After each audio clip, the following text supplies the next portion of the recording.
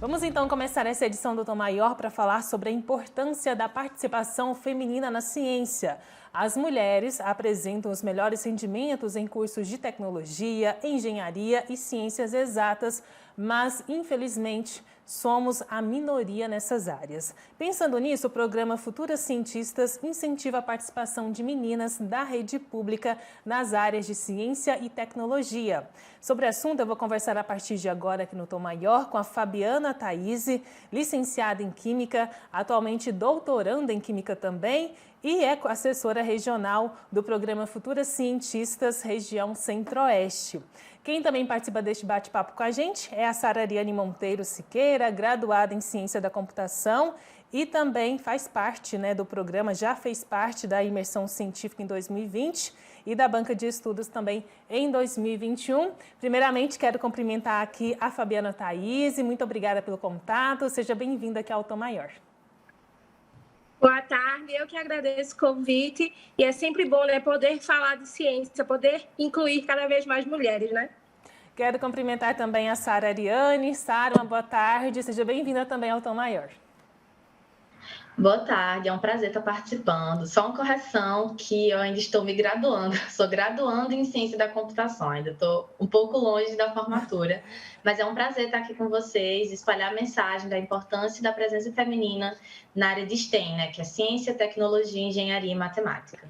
Perfeito, Sara. Então, para a gente começar o nosso bate-papo, antes de falarmos um pouco mais sobre como funciona o programa Futuras Cientistas, eu queria perguntar para você, Fabiana, por que, na verdade, nós temos assim poucas mulheres na área da ciência?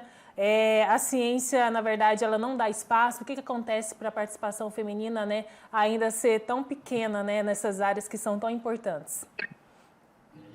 O que acontece é muito de um machismo estrutural, que vem de que mulher não pode estar na área de engenharia, mulher não faz matemática, mulher não faz tecnologia. E isso acaba fazendo com que várias jovens, no seu processo de decisão, optem por ir para outras áreas, Apesar de, no momento, nós sermos maioria na pós-graduação, ainda somos minorias nos cargos de poder efetivo. Então, foi daí que surgiu a ideia, na professora Giovana, de criar esse projeto. Mas acredito que seja muito devido a esse machismo estrutural e essa ideia de que mulher não sabe matemática, de que mulher não pode ser engenheira, de que mulher não pode fazer ciência ou tecnologia, E isso é uma das vertentes, isso é um dos motivos do projeto acontecer e de nós estarmos a cada dia tentando inserir cada vez mais mulheres, É um problema que a gente tem. E, Sara, conta aqui pra gente também, Você enfrentou também algum desafio? Como foi esse processo de optar, por trabalhar, se profissionalizar na área da ciência? Você que, então, é graduando em Ciência da Computação. Como que foi esse processo de tomada de decisão de ir para a área da ciência, para a área das exatas também? Então, desde que eu me entendo assim por gente, eu sempre fui muito interessada na área de ciência. E aí, quando eu conheci o Futuras Cientistas, para mim foi uma realização, poder participar, porque eu tinha muita curiosidade sobre como era ser um cientista, como era a rotina no laboratório, como era ser um pesquisador. Eu brincava disso quando eu era pequena, sabe? Fazer experiência, ser cientista e tudo mais. E aí, eu participei, conheci a rotina, de como é você atuar nessa área. No meu caso, a minha imersão científica foi em biotecnologia, Eu tive contato com essa área incrível. E aí, depois, no final do ano, que é um pouco antes do Enem, o Futuras também oferece um programa de apoio, às estudantes que vão fazer o Enem, que é a banca de estudos. No caso, eu participei em 2020, fiz o Enem em janeiro de 2021. Aí, com a banca de estudos, eu fiquei tendo contato com vários professores das áreas, Porque era como se fosse um reforço para matemática, química, física, biologia e redação. E depois da banca, um pouco antes do SISU, foi aberta a inscrição, não necessariamente a inscrição, mas foi anunciada a Feira de Profissões de Futuros Cientistas, Ela aconteceu de maneira remota e lá tinham várias pessoas, várias mulheres de diferentes áreas. Então, engenharia, medicina, licenciaturas em geral, tudo isso estava presente. E aí teve uma menina que falou de um curso, que era um curso da Santa Casa de São Paulo, que era saúde e tecnologia juntos, né? Como você pode unir saúde e a criação de softwares, né? Toda essa parte de desenvolvimento tecnológico para facilitar, né, o acesso à saúde, acesso a diagnóstico e tudo mais. E aí eu achei muito interessante, né? Eu não sabia que a área de ciência da computação podia ser tão ampla, porque como eu moro no interior, na verdade morava, né? Eu venho do interior, né? A minha cidade é bem pequena lá em Pernambuco, não tinha muita gente que atuava nessa área, né? Exceto um primo meu, não, uma pessoa da minha família, só que ainda assim era uma coisa muito distante, eu nem passava pela minha cabeça. E aí, quando ela falou da área, né, ela ficou com o tema de ciência da computação, engenharia de software e tal, foi muito incrível saber que era uma área muito diversa e cheia de ramificações que você pode atuar. Isso me chamou muito a atenção e aí foi o que eu decidi fazer. Quando eu cheguei na faculdade, algumas pessoas já me alertaram que, assim, olha, quando você chegar lá, só vai ter homem. A maioria vai ser homem, então, se você tem algum problema com isso, é melhor você se preparar desde agora.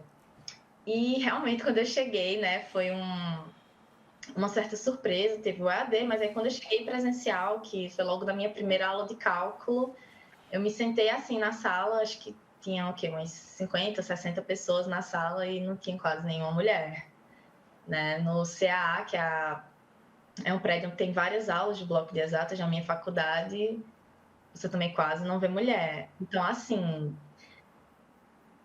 realmente é uma realidade que a gente tem que mudar, sabe? A gente tem que modificar, porque apesar de que tem muitas meninas se interessando pela área, né? Nos últimos anos tem entrado muitas meninas nos cursos de exatas na minha Universidade Federal, ainda assim é um número muito abaixo do que o número de rapazes que procuram, né, esses cursos, tipo ciência da computação, engenharia elétrica, civil, mecânica, a grande maioria são homens que estão nessa área. Então, assim, é um pouco desafiador, aliás, um pouco não, é desafiador sim, mas a gente tem que seguir. Graças ao Futuras, eu me sinto assim bastante motivada e inspirada, porque eu sei que tem várias mulheres por aí fazendo um monte de coisa que o pessoal fala que não é de mulher, não é? Mas estão aí atuando. Então, é muito importante. Eu ressalto bastante a necessidade e a importância do Futuras para a minha formação.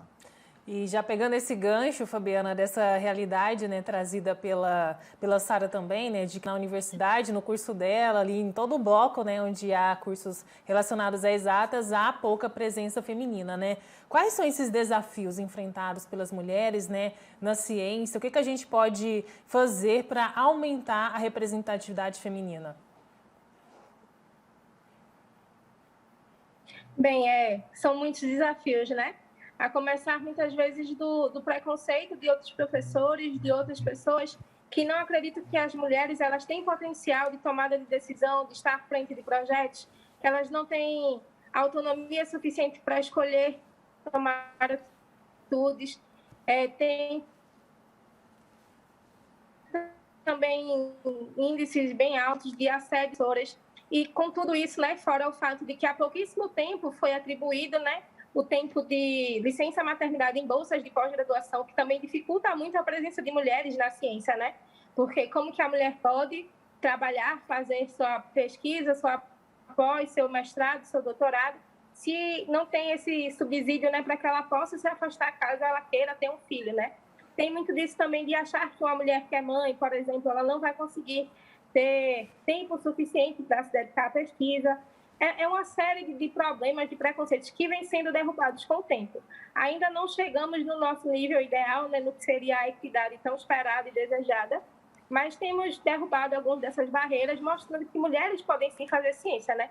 A prova disso é que grande parte, eu acho que, eu não lembro se tem algum homem na coordenação do Futuras, mas nós temos assessoras, coordenadoras, a professora Giovana, tudo, a grande parte, quem organiza, quem gerencia esse projeto são mulheres. E o projeto acontece desde 2011 e nós temos tido êxito em todos os anos. Então, é a prova de que mulheres podem sim fazer ciência, né? Esse machismo, esse preconceito, ele vem lá de trás, quando a professora Marie Curie,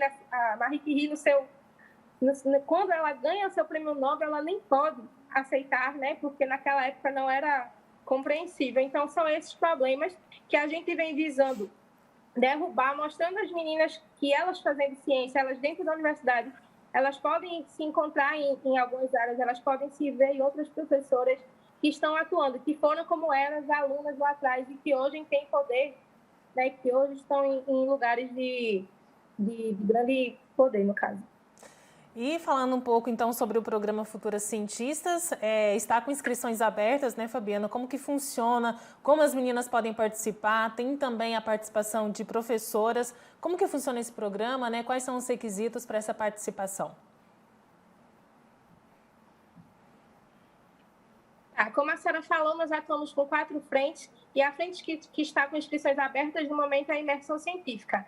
Ela é voltada para alunas do 2º ano do ensino médio e professoras da educação básica também do ensino médio. Essas professoras, o importante é que ela seja de ensino médio. De qualquer forma, as alunas têm que estar cursando ensino médio agora, em 2022.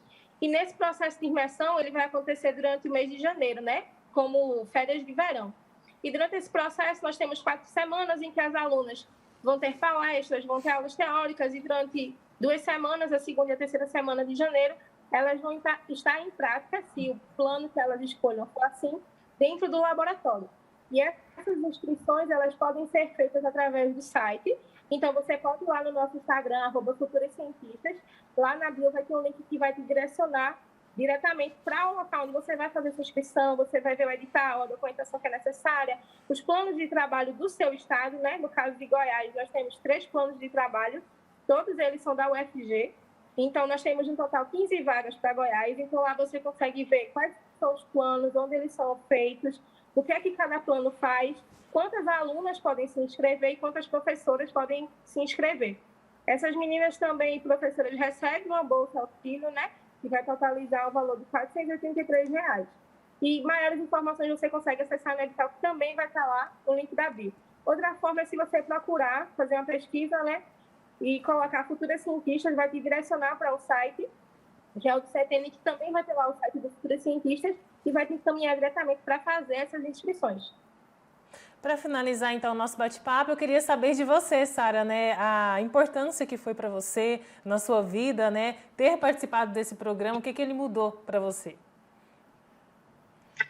Olha, como eu falei, né, anteriormente, eu sempre quis atuar nessa área de ciência. Eu só não sabia exatamente como era que funcionava, quais eram as áreas que eu podia atuar. Eu não tinha muito essa noção, porque eu nasci e me criei numa cidade muito pequena, no interior de Pernambuco, bem pequenininha. E aí, acaba que não tem muito esse fomento, sabe, pela ciência, não tem, as pessoas não falam muito sobre isso. Então, eu sabia que eu queria atuar na área científica de alguma forma, mas eu não sabia como fazer, eu não sabia qual era o caminho que eu ia percorrer para chegar até essa área, né? Eu não tinha muita noção. Então, no ensino médio, né, quando eu estava no 2º ano do ensino médio, no finalzinho, abriram as inscrições para a imersão científica para janeiro de 2020, né? Ainda era presencial. E aí eu falei, nossa, vamos inscrever, né? As professoras falaram, né? Eu e minha amiga, a gente se inscreveu juntas, e aí eu fui procurar os planos de trabalho, e eu li, eu fiquei, nossa, então quer dizer que eu, estudante de ensino médio, eu tenho a oportunidade de trabalhar com isso, de ter noção do que é isso ainda na escola. Já para ter mais ou menos a ideia do que eu vou querer ou não na faculdade. Isso eu achei o máximo, né? O mundo se abriu assim na minha frente. E aí, em janeiro de 2020, eu fui para Recife. E lá eu tinha uma rotina que todo dia eu ia para o laboratório. Eu fazia os experimentos, né? Eu achava o máximo mexer nas plaquinhas de Petri, usar o microscópio. E depois a gente tinha muitas atividades extras, né? Muitas atividades além do laboratório, que eram palestras, workshops, a gente fez visitas, tipo, para o Porto Digital, lá em Recife. Eu tive noção de como é a escrita de um artigo científico. Então, todo esse cotidiano, né, do pesquisador, do cientista, eu pude ter noção de como era. Isso ainda estava nas férias do meu ensino médio. Então, foi muito importante para eu poder ter noção do que era que me aguardava, né, se eu decidisse ir para uma graduação na área, ou uma pós-graduação, um mestrado, um doutorado. Então, foi muito importante, porque um horizonte imenso se abriu para mim. Então, o que eu não vi, o que eu não tinha noção lá naquele interiorzinho, agora eu tinha por causa do Futuras. E agora várias meninas do Brasil inteiro, sejam elas do interior, da capital, também vão ter as oportunidades que eu tive, né? Vão receber todo o kit de fazer os experimentos em casa, vão saber manipular todos os instrumentos, todo o material, vão ter contato com pesquisadores, vão ter contato com palestrantes incríveis, workshops, várias coisas extracurriculares também que elas podem ter o acesso. Então, assim, do mesmo jeito que foi muito importante para mim, para poder ter noção na banca, depois a noção da feira de profissões, de eu saber, poxa, é isso que eu quero para a minha vida, porque o que eu vivi naquele mês de imersão, de fato, me impactou e eu falei, eu quero ir para alguma coisa na área de STEM, né? Na grande área de STEM. Eu ainda estava um pouco indecisa no ensino médio, mas aí, graças à banca, eu consegui mais ou menos ter uma noção do que eu queria. Ainda acabei, mais ou menos não, certeira, né? Que agora eu escolhi, tô aqui. E, assim, foi totalmente impactante, mudou a minha visão de mundo, né? Participar do programa, participar da banca, participar da feira de profissões, abriu, assim, oportunidades para a minha vida, né? Então, só tenho a agradecer ao programa e também falo para as meninas aí de todo o Brasil, se inscrevam, é uma oportunidade única e realmente vai te impactar do mesmo jeito que me impactou. Muito obrigada, então. Só reforçando, né, as inscrições até dia 10 de outubro, 15 vagas aqui para Goiás. Informações no Instagram, @futurascientistas. Lá também já tem um link lá, o formulário para inscrição. Muito obrigada, né? Conversamos aqui, então, com a Fabiana Thaís, licenciada em Química, assessora também regional do programa Futuras Cientistas aqui na região Centro-Oeste. Também a Sara Ariane Monteiro, graduanda em Ciência da Computação. A íntegra desta entrevista você vai conferir acessando daqui a pouquinho o nosso portal, o sagresonline.com.br.